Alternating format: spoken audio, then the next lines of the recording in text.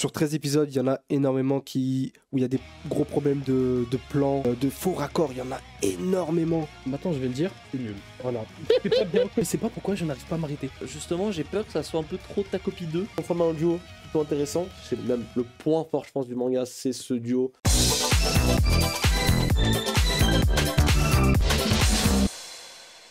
On est parti pour la sélection de la semaine et on attaque tout de suite avec peut-être l'animé qu'il fallait pas louper ces derniers jours, c'est Jojo Bizarre Adventure, la partie 6, la fin sur Netflix qui est sortie le 1er décembre.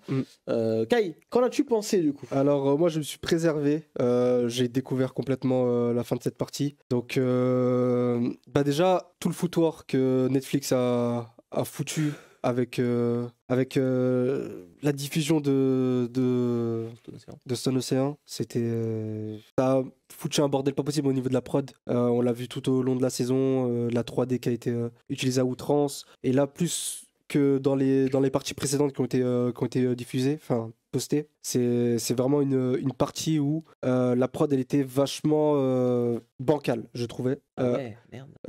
T'as facile 2/3 enfin ça n'empêche pas qu'il y a des épisodes très soignés, je pense notamment au passé de Pushy et de Weather Report, et les 4-5 derniers épisodes qui sont vraiment très bien, mais sinon sur 13 épisodes il y en a énormément où il y a des gros problèmes de plans, de faux raccords, il y en a énormément. Quoi? Il y a énormément de faux raccords. Comment c'est possible des faux raccords dans de l'animation? Je comprends pas non plus. T'as des plans qui... Enfin, je vais te donner un exemple tout court. T'as un personnage sur le plan suivant, il est pas au bon endroit par rapport à là où il était il y a 2 secondes. Ça, certains... C'est chaud ça. T'avais quoi par exemple? T'avais...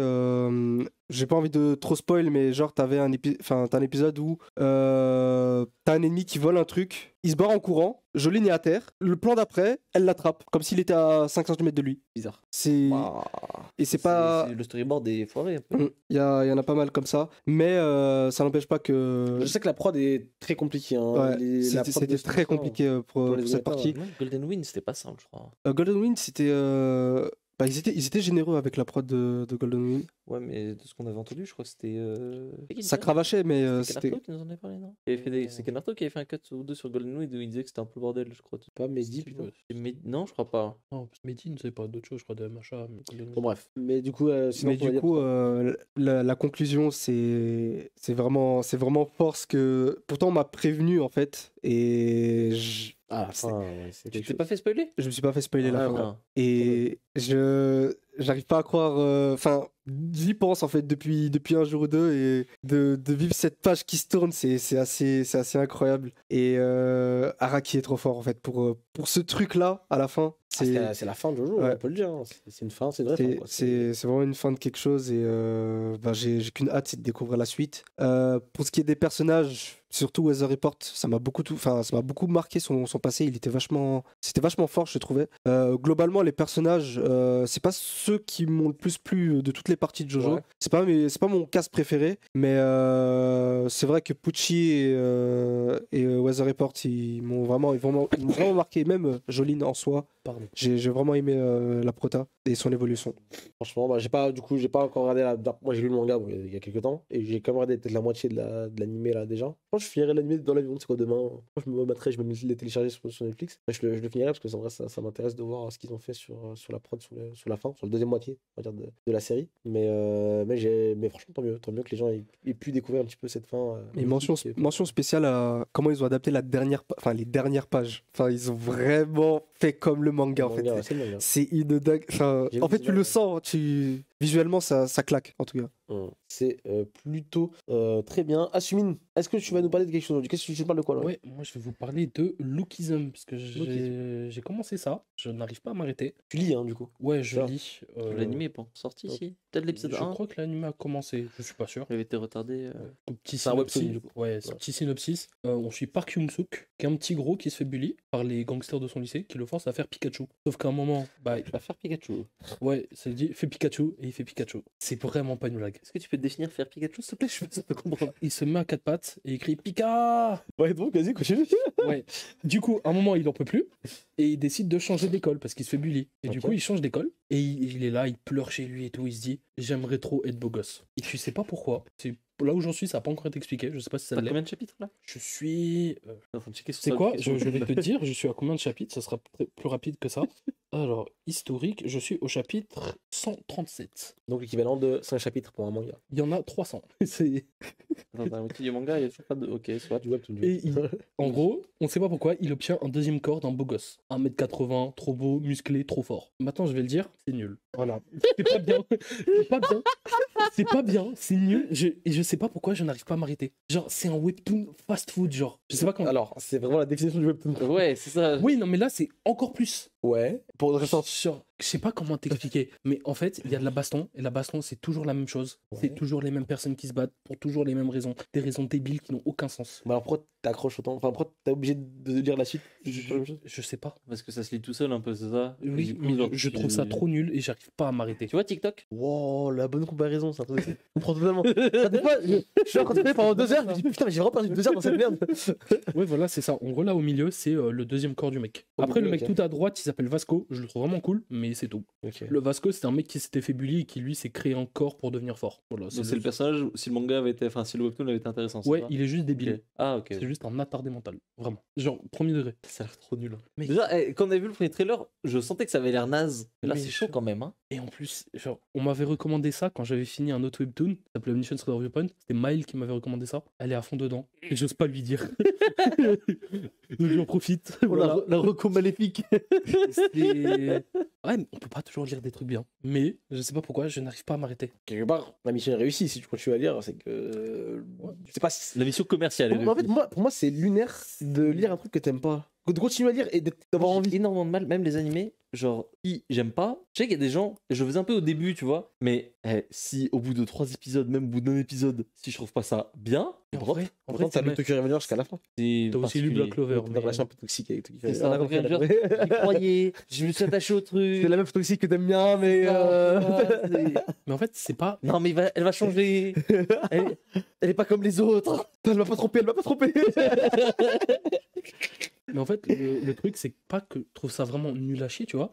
C'est sans Quand je intérêt. lis ça, en fait, ça me rend indifférent. Et genre, il y a quelques passages stylés. Et genre, tu te dis, oh vas-y, l'autre passage stylé, il doit être pas loin après. Genre, vraiment, j'ai dû lire une quinzaine d'arcs. Il y en a 3 qui sont cool. C'est chaud. Pas qu'ils sont bien, hein, c'est cool, ils sont ok. Du coup, tu as regardé l'animé?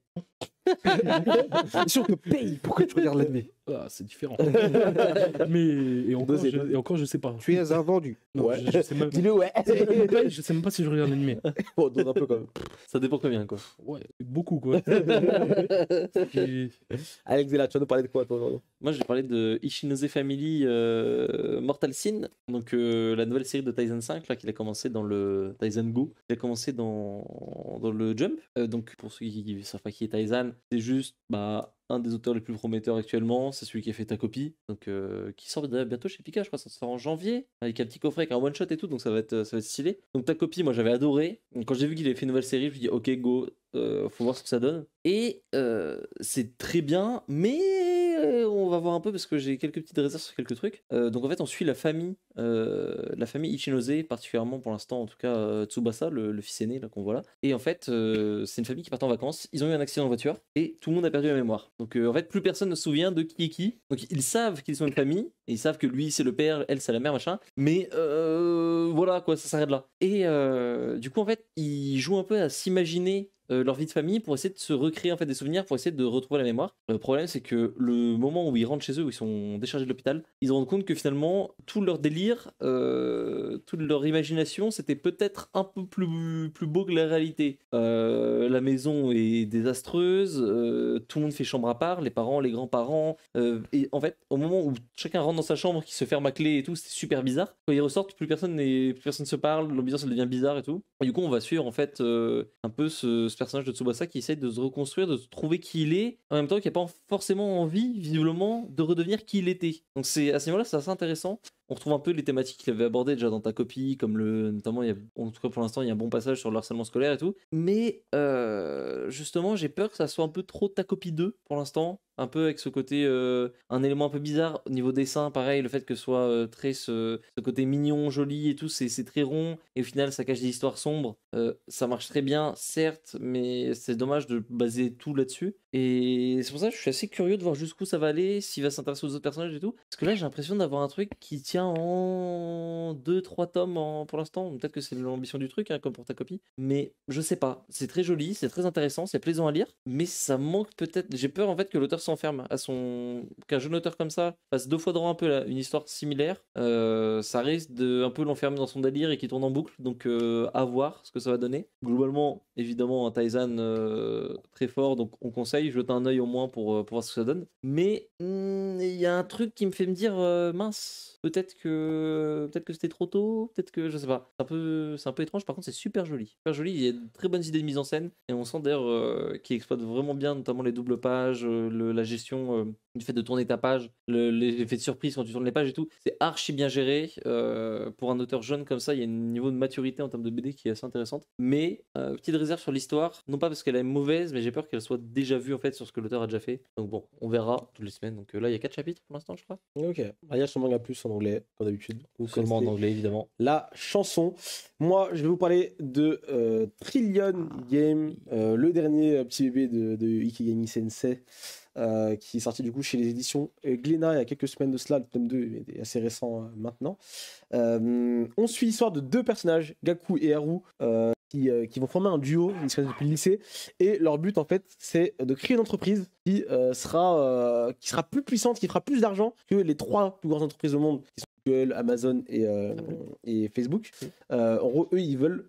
ces 3 entreprises à eux 3 rassemblent c'est 1 milliard de milliards. Ah oui, voilà, 1 milliard de milliards. Un milliard de Beaucoup d'argent. 3 milliers de milliards. Milliers de milliards. Bon voilà. Et en gros, eux, leur but, c'est de créer une entreprise qui fait la somme cumulée des 3 entreprises. D'où Trillion Game, d'où le nom du truc. Du coup, on suit le personnage de Gaku l'informaticien, qui, lui, ce qui le caractérise le plus, c'est son intelligence. Très intelligent, très très fort à ce niveau-là, mais en termes de, voilà, pour parler aux gens, très peu sociable. L'autre, Haru, c'est l'inverse. Il est un peu concon. D'accord, oui, d'accord. Il est un peu concon, mais par contre, qu'est-ce qu'il est fort pour blablater les gens et pour arnaquer un peu les gens. Donc, les deux vont former un duo plutôt intéressant. C'est même le point fort, je pense, du manga, c'est ce duo. C'est très souvent d'ailleurs le cas pour Ikigami. Il aime bien faire des duos de personnages un peu comme ça dans ses mangas et ça marche toujours très bien. Ça marche très très bien dans Trillion Game.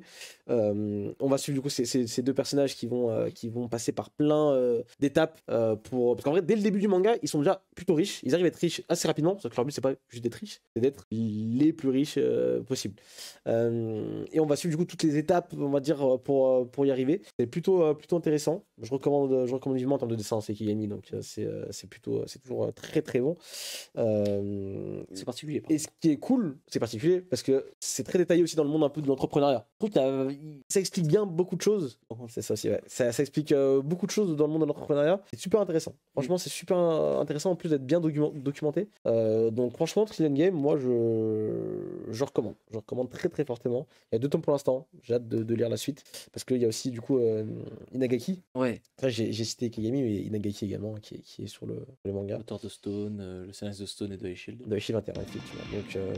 Donc voilà. Oui, c'est pas des petits dessinateurs quand il fait des trucs. Ça, ils ont l'habitude de travailler ensemble, ils sont très forts tous les deux. Donc ça marche sur Trillion Game, je vous recommande évidemment. Les 2 premiers tomes. Et ça va pas se calmer. Pour être à jour sur la sortie japonaise, oh là là. C'est pour vous.